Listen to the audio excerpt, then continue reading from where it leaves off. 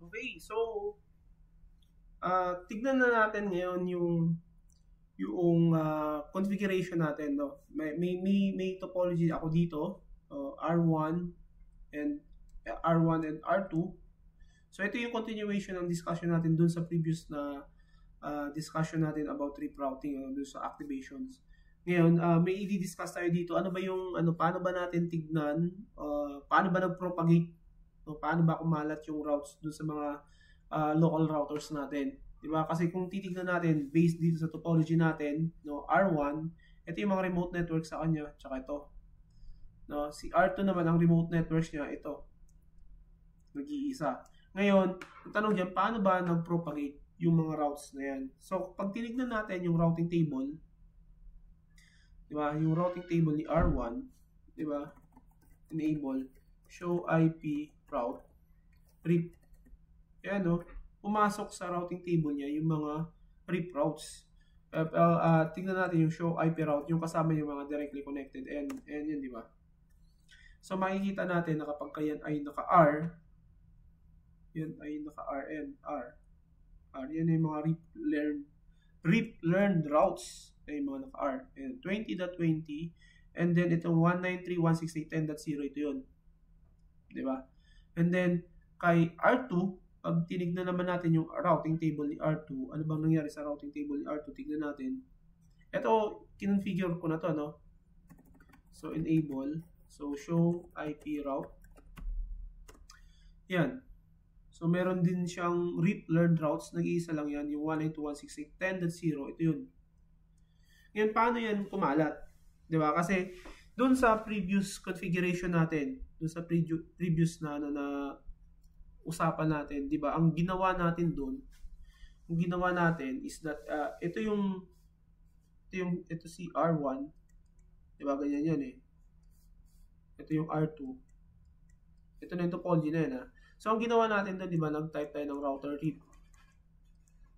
Alam na natin na yung router rip is inactivate yung rip routing protocols, 'di ba? Inactivate 'yan. Tapos yung version, 'di ba? Nagta-type tayo ng version. Ginagamit natin yung version 2. Tapos yung no auto summary, 'di ba? Yung no auto summary. Tina-type natin 'yan para itong mga subnetted networks na to, pag in-advertise ni R2 papunta kay R1, hindi dapat sinasummarize. Kasi si RIP by default sinasummarize niya into class pool. So pag sinummarize niya, magiging 193.168.10.0 yan. /24. Magiging ganyan yan eh. So sana alam niyo yung subnet, yung network summarization. Tapos yung network command, di ba? Network command. Alam niyo na yan eh. Yung network command is tina-type natin dito yung mga directly connected networks ng mga router natin. In this case, di ba? Si R1, tina-type niya ito. Tsaka ito, yung networks na yan. Nilalagay niya yan dyan. Ngayon, may mga ginagawa yung network command na yan, di ba? Sabi natin, yung network command, pag tinype mo yan is nag-activate yan. Tama, nag-activate yan ng interface na belong doon sa network na ina-advertise natin. Ito, si serial 001, activated yan kasi belong siya dito sa network na yan. Itong si pass ethernet 00 na yan, na-activate yan dahil belong siya dito sa network na yan. Yan yung unang ginagawa nan. Yung mga activated interface na yan, nagsisend yan ng hello, and then nagsisend din yan ng updates. Yan eh. Yung hello, ginagamit yan ng ibang routing protocol. Si RIP, updates. And then ano pa ba? Since na-activate yung mga interface, ano yan? Ano pa yung ginagawa ng network? Ina-advertise. So, advertise.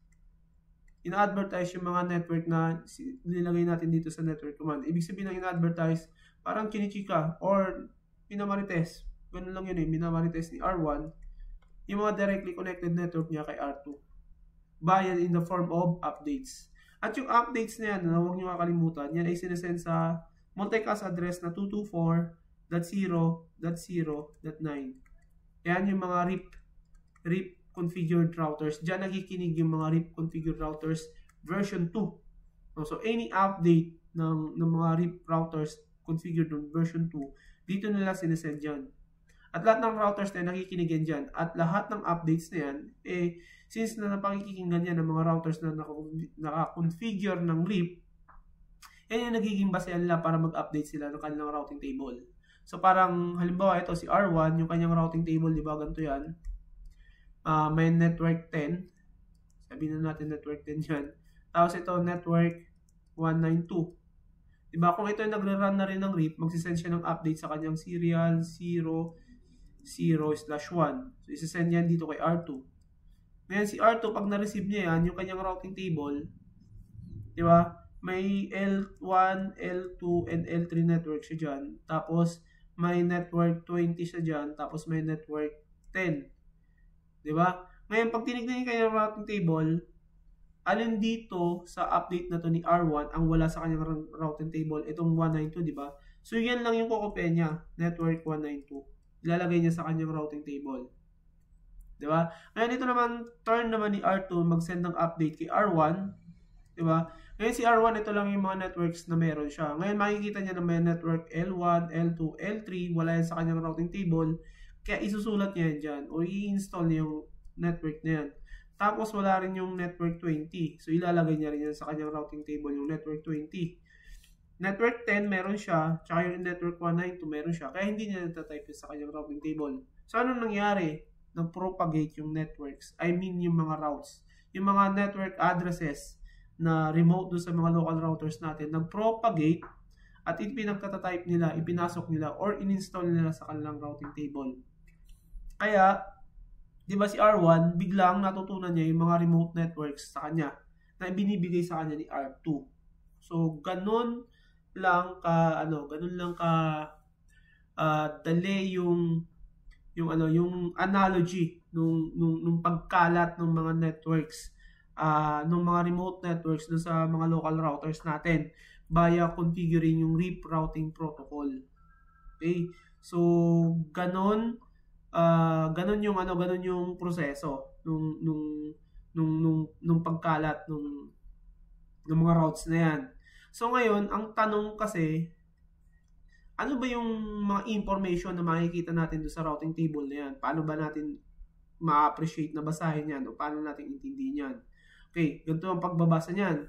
Ito ay isang show IP route, no? Ibig sabihin, tinitignan natin yung routing table ni R1. So sa mata ni R1, ilan ba, pag tinignan natin yung topology na yan, ilan ba yung remote network sa kanya? So 1, 2, 3, 4.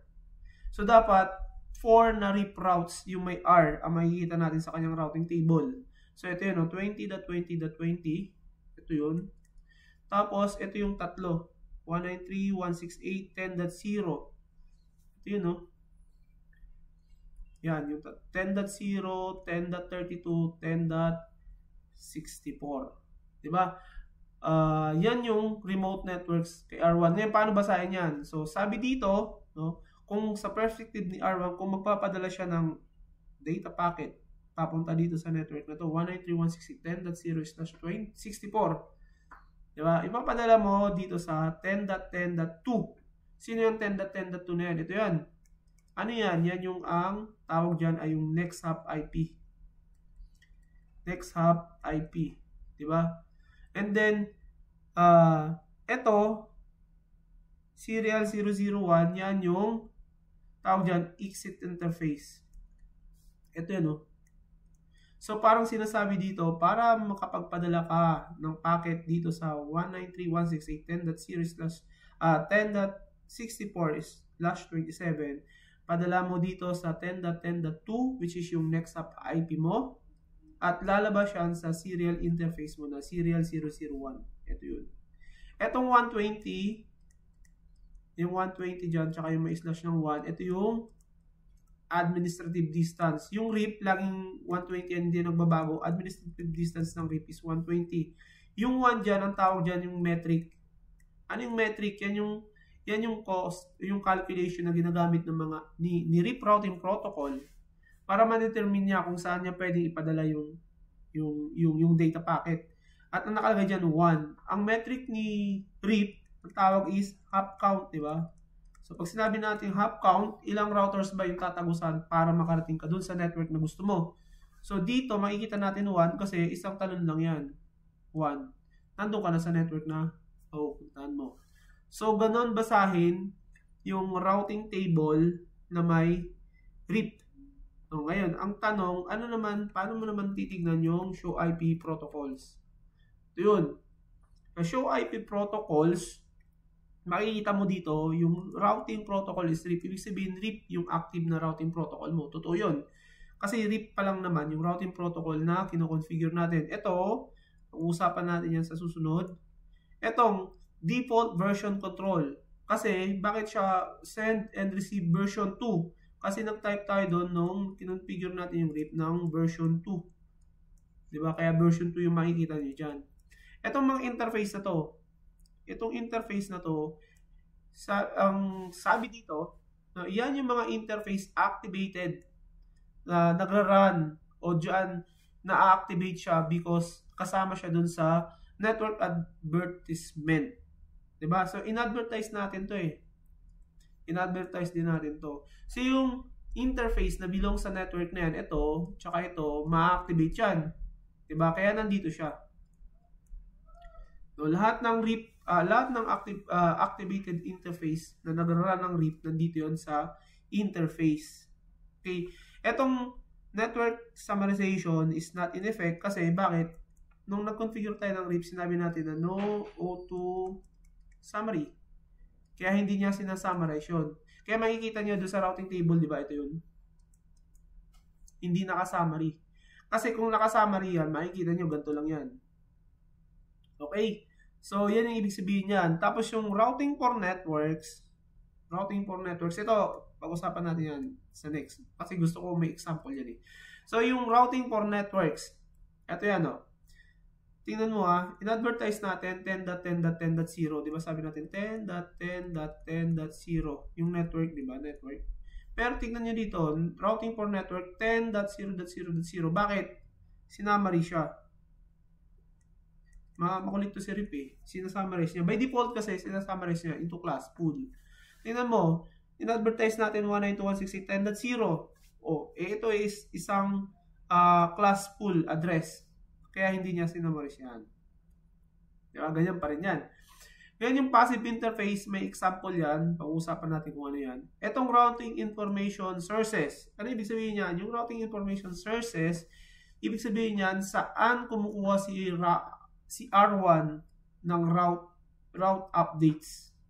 No, kung pagbabasehan natin, ito yun, yung 10.10.10.2. Ito yun.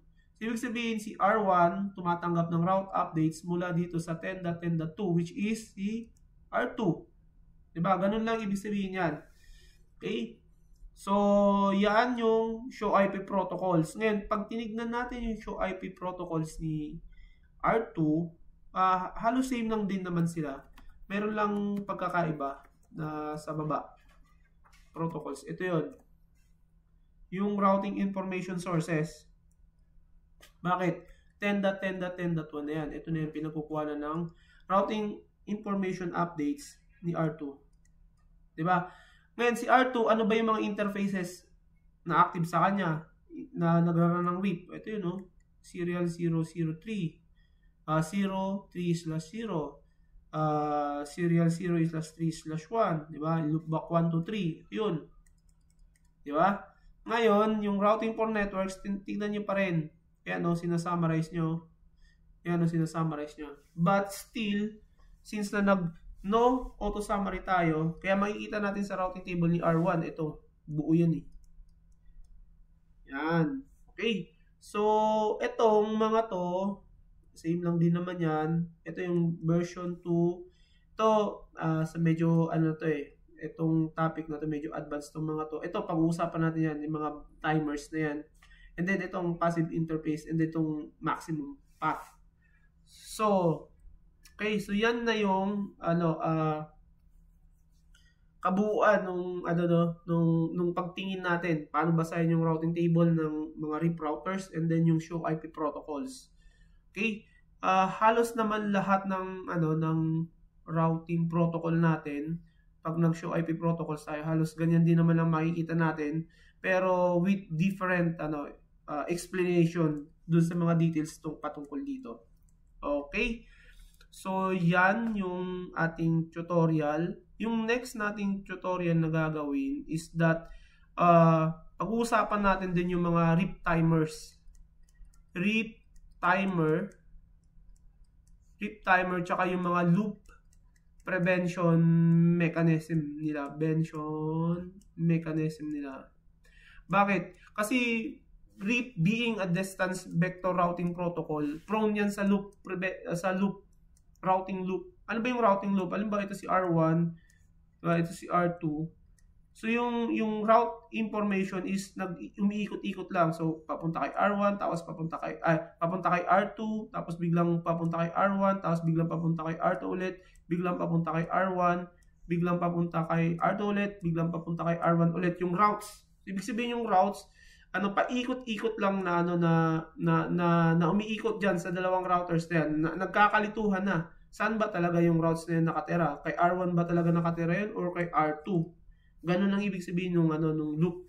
Ngayon ang gagawin natin is discussion is ano yung mga routing loop prevention mechanism na ginagamit ni RIP so that hindi mangyayari yung paikot-ikot na route updates at hindi malaman lamang kung saan ba talaga na makikita yung isang networks. No, paano ba nangyayari 'yon? Ano ba yung mga ginagamit doon na mechanism? Tapos ano naman ba yung mga RIP timers? Ano ba kinalaman ng RIP timers na dito sa loop prevention?